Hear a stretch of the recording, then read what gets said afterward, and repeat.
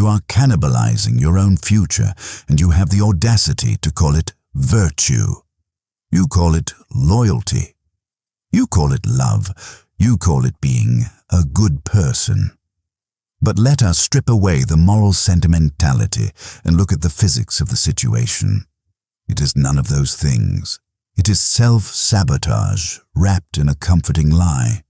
There is a terrifying structural truth about human hierarchy that most people are too cowardly to acknowledge. A truth that Niccolò Machiavelli, the architect of modern power, identified in the silence of his exile 5 centuries ago. Civilized society attempts to bury this lesson under layers of politeness and altruism. The lesson is this: not everyone can be saved. And far more disturbingly, not everyone wants to be saved. There is a distinct class of individuals in this world who are not looking for a hand up. They are looking for an anchor. They are seeking a host. If you extend your hand to them, they will not use the leverage to climb out of the water. They will use the connection to pull you in. They will utilize your body as a raft to keep themselves afloat while you slowly drown in the entropy of their chaos. You know exactly who I'm speaking of. Their face just flashed in your mind. Perhaps you are currently bleeding equity for one right now. The friend who is perpetually in a state of self-induced crisis. The partner who metabolizes your soul, but demands your infinite patience. The family member who extracts your capital, your energy, and your peace, and repays you with a unique form of resentment. You try to fix them. You operate under the Messiah complex, the arrogant belief that if you just love them enough, if you just sacrifice enough of your own vitality, you can rewrite their nature. But Machiavelli would look at you with cold, dead eyes and deliver the brutal mathematical reality. A man who wishes to make a profession of goodness in everything must necessarily come to grief among so many who are not good. Compassion without boundaries is not a virtue. It is a biological weakness. It is a fatal opening in your armor that predators, parasites, and the willfully incompetent will exploit until you are nothing but a hollow husk. Today, we are going to perform an autopsy on your conscience. We are going to excise the rotting tissue of blind kindness. We are going to analyze the 6 specific archetypes of people you must never, under any circumstances, attempt to rescue. This is not about cruelty. This is about conservation of energy. This is about the survival of your own potential. If you are exhausted from being the one who provides the capital and receives only debt in return, listen closely. This is the pivot point of your life. But be warned, once you view human nature through this lens, you can never return to the sedative of ignorance. Before we dissect the 6 faces of these dangerous archetypes, you must understand the mechanics of the savior trap. Why do you do it? Why do you rush into the burning building when the person inside is holding the lighter? It is because you have been conditioned by a slave morality to believe that your worth is tied to your utility. You believe that goodness is measured by your capacity to absorb pain for others. You think that saying no is an act of betrayal. Machiavelli viewed this as strategic suicide. In the real world, the unforgiving arena we actually inhabit energy is a finite resource. Power is finite. Time is the only currency you cannot print more of. When you pour your resources into a black hole, you're not just wasting them. You're actively funding the destruction of your own empire.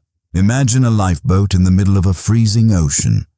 It has a strict weight limit. It has limited rations.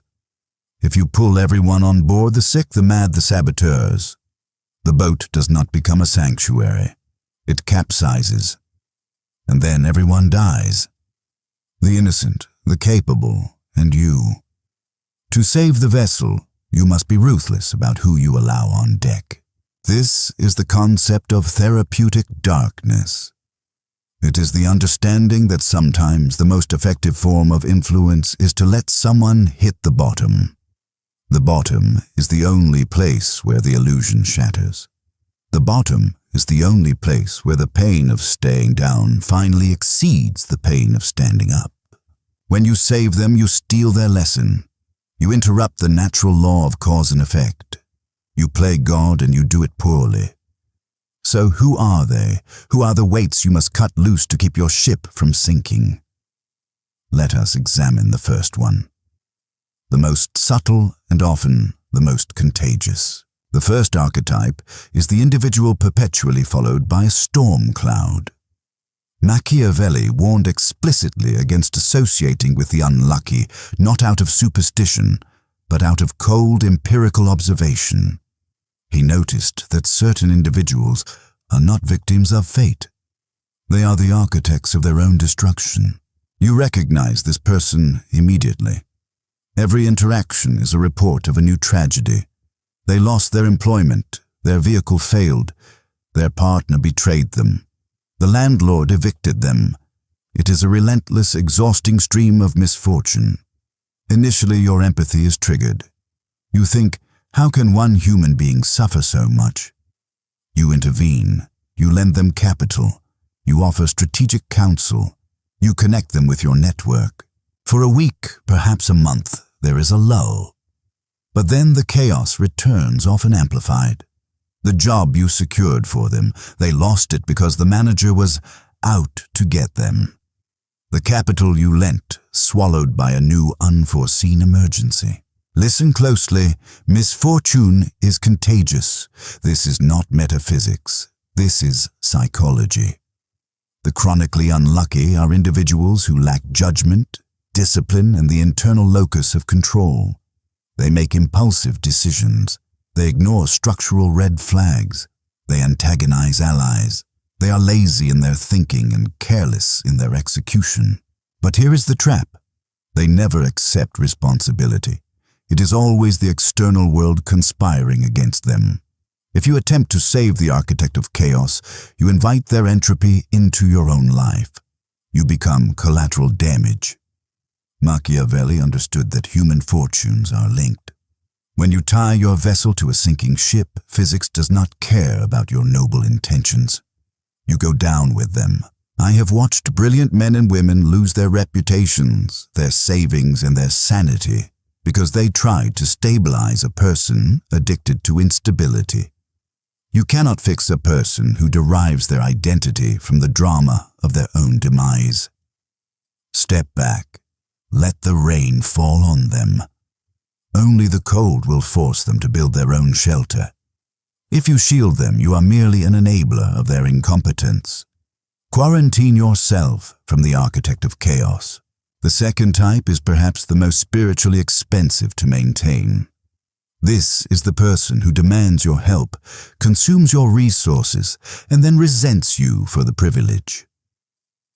Machiavelli wrote extensively about the fickle nature of gratitude, noting that men are quick to change their nature when their interests change. The ungrateful person suffers from a deep, malignant wound of entitlement. They do not view your kindness as a gift. They view it as a debt you owe them. Watch the progression. The first time you assist them, they are effusive. You saved me. You feel useful. The hook is set. The second time they ask with less hesitation. You help again. The third time they do not ask. They expect. And if you delay, if you hesitate, they become irritated. They make a passive-aggressive remark about loyalty. This is the bottomless pit. Nothing you give will ever fill the void inside them because the void is not a lack of resources. It is a lack of character. Tacitus, the Roman historian, captured this dynamic perfectly. Benefits are only acceptable so long as they seem repayable. When they go far beyond that, hatred takes the place of gratitude. When you help someone like this, you create a dangerous hierarchy. You become the patron, and they become the dependent, and human beings in their dark nature despise those they depend on. Dependence breeds contempt. Deep down, they hate you, because your strength is a constant reminder of their weakness. Your generosity highlights their inability to provide for themselves. So they take your money, they consume your time, and they secretly sharpen a blade to put in your back. Have you ever noticed that the people you helped the most are often the ones who speak the loudest against you when you are absent? This is why you must test them. Say no to a small request. The reaction to no tells you everything you need to know about a person's soul. A healthy ally respects the boundary. The bottomless pit will react with anger, guilt-tripping, or sudden coldness. They will attempt to punish you for closing the tap. If you see this reaction, retreat immediately. Do not run. You cannot save someone who believes the world owes them a living. Do not cast your pearls before swine. They will trample them and then turn to tear you to pieces. Now we descend into darker territory. The first two types drain you through incompetence or entitlement. This third type drains you through malice. Machiavelli knew that envy is the most destructive force in any court, any business, and any circle of familiars. The smiling saboteur is often the person closest to you. They are the friend who has been with you since the beginning. They are the peer who started at the same level as you. But then you grew. You succeeded. You evolved. And they stayed the same. They cannot stand it. But they are intelligent. They do not attack you openly. Open enemies are easy. You can see their swords. The smiling saboteur hides their dagger behind a grin. They want to save you from your own ambition. Listen to the cadence of their voice when you share a victory. I secured the promotion. Their response, oh really, that is intense. But aren't the hours terrible? You're going to burn out. I'm just worried about you. Or, I met someone high value. Their response, just be careful. You know how you get your hopes up. I don't want to see you hurt again. Do you hear it? The subtle poison, the feigned concern. They cloak their envy in the language of protection. They plant seeds of doubt to lower your confidence, hoping you will fall back down to their altitude. Machiavelli warned that men are so simple and so ready to obey present necessities that he who deceives will always find those who allow themselves to be deceived. The envious person wants to save you from success because your success is a mirror reflecting their failure. If you try to bring them along, if you try to save them by pulling them up to your level, they will sabotage the journey. They will create drama right before your critical negotiation. They will reveal your vulnerabilities to your rivals. You cannot save the envious. Envy is an incurable disease of the soul. It eats the vessel that holds it. The only defense against the smiling saboteur is the law of concealment. Hide your wins, hide your joy, hide your next move. Machiavelli advises silence. Do not give them the ammunition of your happiness. Be bland, be boring, be struggling. Feed them the misery they crave and keep your victories for those who truly wish you well. We arrive now at the most deceptive creature in the dark forest of human psychology. This type does not approach you with a knife. They do not approach you with arrogance. They come at you on their knees. Machiavelli understood power better than any man in history. He knew that power comes in two forms, fear and sympathy. The tyrant uses fear, but the weak use sympathy. And sympathy is a narcotic that bypasses your logical brain and injects directly into your emotional center. You must understand this distinction. There are victims of circumstance, and then there are professional victims. A true victim wants to escape their pain. A professional victim wants to farm their pain. They cultivate it. They decorate it. They wear their trauma like a crown of thorns, demanding that you bow before their suffering. They weaponize their fragility. I cannot do it because I am too anxious. You are hurting me by asking me to take responsibility. The world is too harsh for someone as sensitive as me. If you try to save this person, you enter a game you are mathematically destined to lose. Why? Because to save them would mean taking away their identity. If they heal, they lose their excuse. If they become strong, they lose the attention that their weakness guarantees. So they will fight your solutions. You offer a ladder, they say their arms are too tired. You offer a rope, they say it burns their hands. You offer to pull them up, they go limp, making themselves heavier, forcing you to carry their dead weight. Here is the darkest turn. The moment you stop, the moment you set a boundary and say, I cannot carry you anymore, the lamb becomes a wolf. The professional victim will turn on you with a ferocity that will shock you. They will paint you as the villain. They will tell the world you abandoned them. They will rewrite history to make your exhaustion look like cruelty. They need a villain to complete their narrative, and by trying to be their hero, you have auditioned for the role of the villain when you inevitably fail. Do not play this role. Compassion for a professional victim is not love. It is masochism. You must let them fall. You must let them face the void without your hand to hold. Because only when the audience leaves does the actor stop performing. Type 5 is the enemy of wisdom, the enemy of growth, and if you are not careful, the assassin of your sanity. This is the arrogant fool. Do not mistake this for simple lack of intelligence. Ignorance can be cured with knowledge. This is something far more malignant. This is someone who refuses to know. This is someone who is in love with their own opinion, even as that opinion systematically destroys their life. Machiavelli established a strict rule for power. A prince who is not wise himself cannot be wisely counseled. He meant that you cannot teach a man who believes he is already God.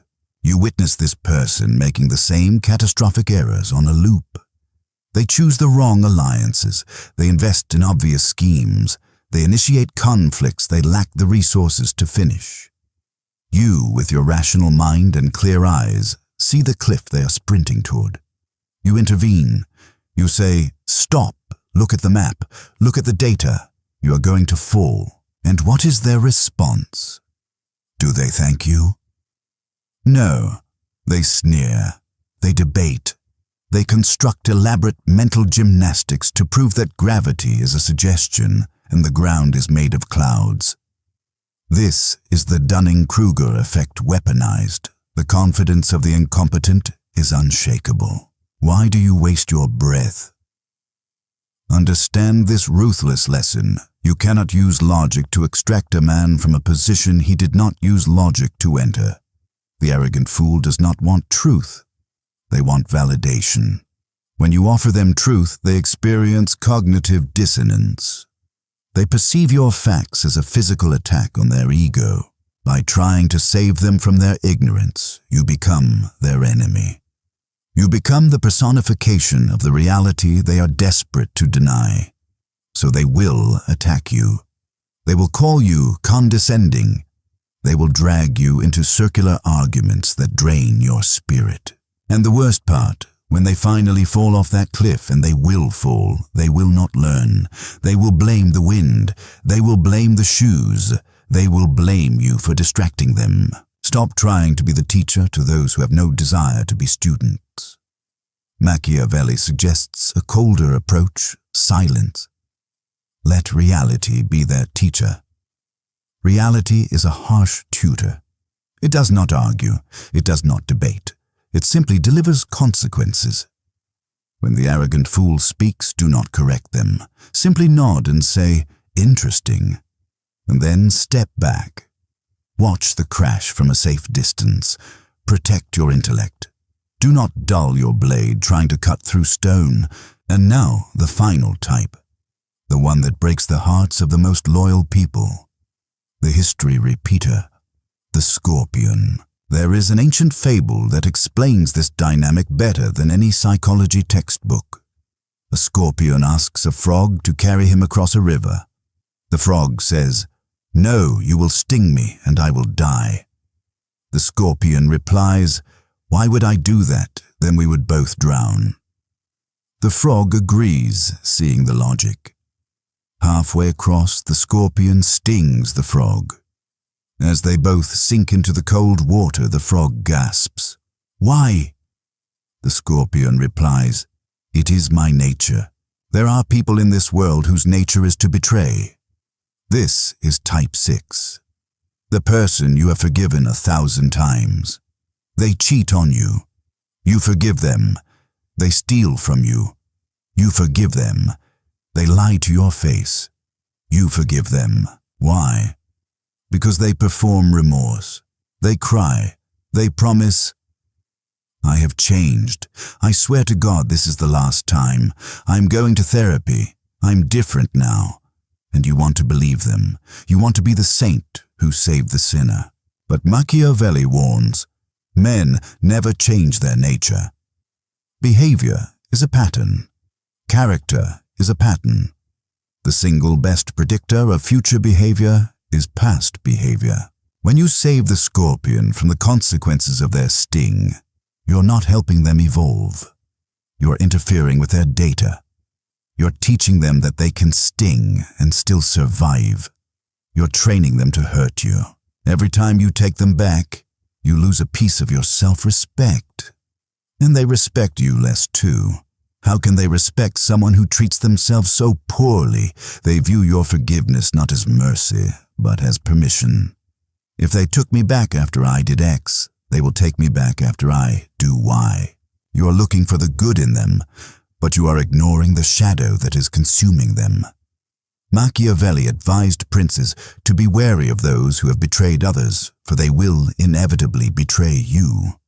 Loyalty is a habit. Betrayal is a habit. If you are dealing with a repeater, you must perform the hardest act of all, the amputation. You cannot taper off. You cannot be friends from a distance. You must cut it off completely, irrevocably. It will hurt. It will feel like you are cutting off your own limb. But that limb is gangrenous. If you keep it, the poison reaches your heart and you die. The scorpion cannot be saved. It can only be avoided. Accept their nature. Believe them the first time they show you who they are. Stop projecting your conscience onto a predator. Now you see them, the 6 faces of destruction, the unlucky, the ungrateful, the envious, the victim, the fool, the scorpion. You see them in your contact list. You see them at your dinner table. And now you feel a heaviness because you realize that to follow this path, you must make choices that will make you look villainous in the eyes of the weak. You will be called cold. You will be called selfish. You will be called Machiavellian. Good. Wear those titles like armor, because what the herd calls selfishness, the wise call self-preservation. What they call coldness, the wise call clarity. You must transition from the savior to the sovereign. Understand the physics of this transformation. A savior sacrifices himself to light a fire for others, burning until he is nothing but ash. A sovereign builds a lighthouse. He stands tall. He shines a light, but he does not jump into the waves. Those who want to be saved will swim to the light. Those who want to drown will drown in the dark. But the lighthouse remains. This is the ultimate lesson. You are not responsible for the souls of other men. You are responsible for the vessel that carries your own. When you stop trying to save the unsavable, a strange phenomenon occurs. You reclaim your energy. You reclaim your time. Your anxiety vanishes. Your finances improve. Your health returns. You begin to build an empire of your own peace. And in that peace, you find the strength to help the few who actually deserve it. The ones who take your advice and execute. The ones who return your loyalty with interest. The ones who grow when you water them. That is true power. Not the power to endure suffering, but the power to choose who is worthy of your time. Machiavelli wrote, "Everyone sees what you appear to be few, really know what you are. Let the world see a calm, untouched surface. Let them think what they want, but deep down, know that you have mastered the hardest art of all, the art of letting go. But be careful. As you cut these people away, as you rise in power, and silence, you will face a final enemy, the most dangerous one of all, because once the parasites are gone, you will be left alone in the room, and you will have to look in the mirror. You might realize that the person you were trying to save all this time was simply a projection of the part of yourself you haven't healed yet. What if the weakness wasn't just out there? What if it was in you? That is a shadow for another time. If this analysis opened your eyes, understand this is only what I can show publicly. There are truths I cannot upload to the algorithm. There are aspects of dark psychology and power dynamics that I simply cannot discuss here without being censored or demonetized. The system suppresses the most lethal information. Those truths exist behind the join button. If you're still here, you're not like the others. Subscribe if you haven't. But if you want what is hidden, if you want the raw, uncensored mechanics of influence, click the join button and step into the architect level. You will unlock the videos that dive into the deepest parts of the human psyche. Most won't. That is the point.